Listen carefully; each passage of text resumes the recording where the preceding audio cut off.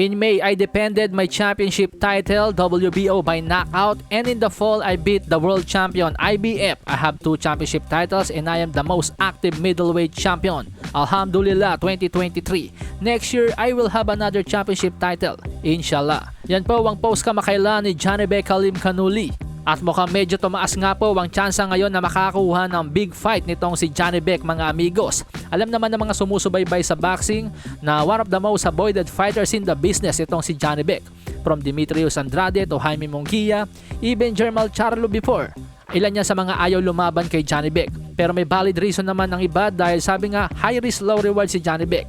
Dahil imagine lalaban ka sa Manny Pacquiao na galawan sa middleweight tapos hindi ganoon kalaki ang iyong kikitain.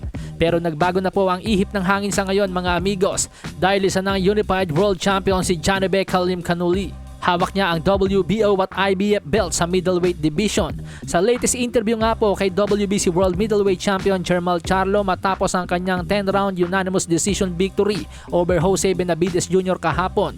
Sa panayam po kay Charlo, tiniyak po ni Charlo na ang susunod niyang laban sa middleweight division ay magiging taya na ang WBC belt. Kasi nga po kahapon hindi po nakataya ang WBC belt laban kay Benavides Jr. Ani Charlo, bukas siya sa pakikipagsagupaan kay former IBF Super Middleweight Champion Caleb Plant or David Benavides kapag sa Super Middleweight siya lumaban sa susunod.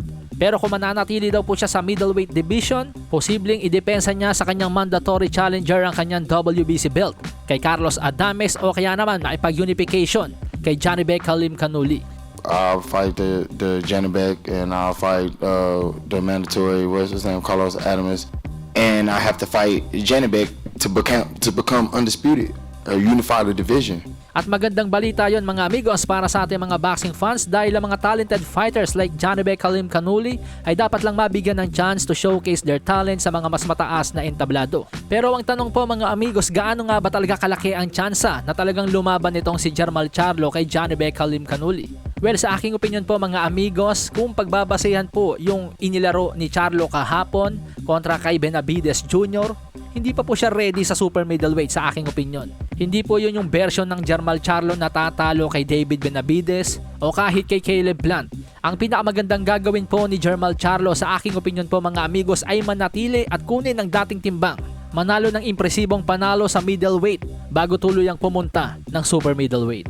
Alam ko magiging mahirap na laban para kay Jermall Charlo si Carlos Adames at Janibek Halim Khanouli, pero at least mas malaki yung chance niyang manalo dito kumpara sa version ng David Benavides kahapon, sa aking opinion.